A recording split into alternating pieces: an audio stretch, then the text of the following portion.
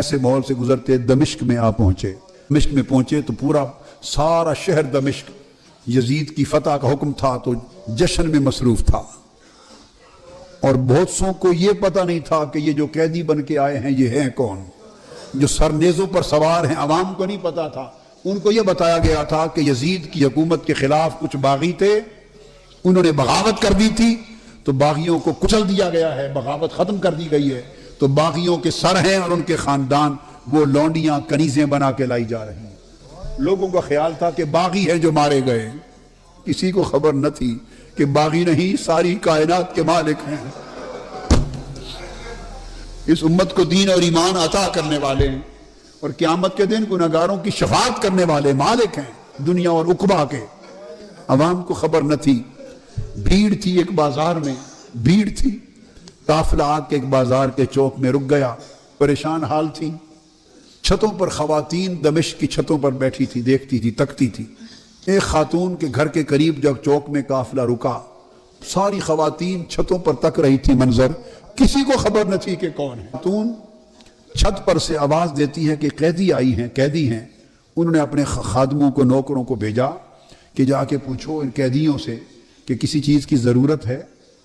انہوں نے آ کے پوچھا ارد گرد سے، کسی نے کہا پانی پلا دیں، تو اس نے پانی بھیجا، پھر پانی کے ساتھ کھجوریں بھیجی، جو کچھ گھر میں میسر تھا۔ خدمت تواضع کرتی گئی، چادریں بھیج دی، کپڑے صاحبان کے چادریں بھیج دی، پانی بھیج دیا، جس اس کے گھر میں جو کچھ میسر تھا بھیجتی گئی، دیکھتی گئی۔ سیدہ زینب رضی اللہ تعالی عنہ شہزادیوں کو، شہزادوں کو جس کو جس کی ضرورت تھی وہ ان کو کھلاتی دیتی گئیں۔ قافلہ رکا رہا، جب ہو چکا تو انہوں نے پیغام دے کے پوچھا اس خاتون سے، اتنے میں خاتون آ گئی کہ آ جا خاتون، جس نے اتنا احسان کیا ہے اس پورے دمشق میں ہمارے سوائے تماشا دیکھنے کے اور تو کوئی واقف نہ تھا، یہ تم خاتون کون ہو؟ تم نے ہمارے ساتھ اتنی بھلائی اور احسان کیوں کیا ہے؟ اس نے کہا میں تو آپ کو نہیں جانتی کہ آپ کون ہیں، میں نے ایک زمانہ مدینہ طیبہ میں حضرت سیدہ فاطمہ الزہرا کی نوکری میں گزارا، نوجوانی تھی، میں سیدہ فاطمہ الزہرا بنت مصطفیٰ کی نوکرانی تھی، نوجوانی میں ان کی نوکرانی تھی، اور جب میں مدینہ سے رخصت ہونے لگی، پرانی بات ہے، اپنی کہانی سنا رہی ہے سیدہ زینب کو، جب میں رخصت ہونے لگی تو میں نے آپ سے دعائیں لی تھی اور عرض کیا تھا سیدہ کائنات کی کوئی نصیحت کر دیں، تو مجھے سیدہ کائنات نے فرمایا تھا اچھا جا رہی ہو دمشق میں سلامت رہنا، ایک ہی نصیحت ہے، کبھی قیدی ملے تو ان سے بھلائی کر دینا۔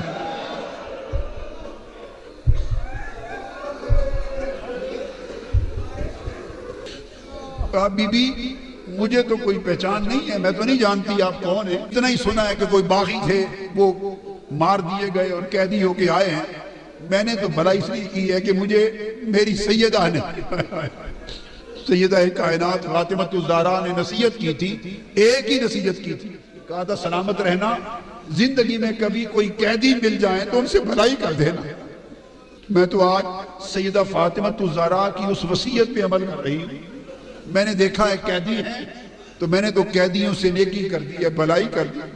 سیدہ زینب کے آنسو نکل آئے، خاموش رہی،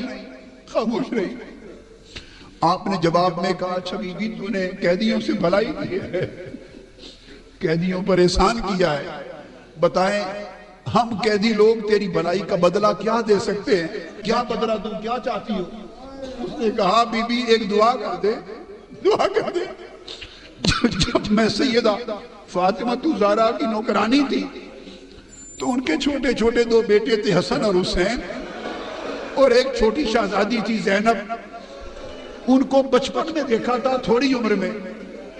سیدہ کائنات تو وصال فرما گئی، اب مجھے نہیں معلوم وہ کس حال میں ہیں، اور میں نے یہ بھی سنا تھا کہ حسن مجتبیٰ بھی وصال فرما گئے۔ اب میری یہ التجا ہے دعا کر دے کہ کبھی زندگی میں سیدہ کائنات کے بیٹے حسین کو دیکھ لوں اور ان کی شہزادی سیدہ زینب کو دیکھ لوں، میری ان سے ملاقات ہو جائے، یہ دعا کر لیں۔ تو سیدہ زینب فرماتی ہیں بی بی تیری دعا قبول ہو گئی، یہ نیزے پر حسین ہے اور یہ قیدی زینب۔ اس حال میں دمشق میں داخل ہوئے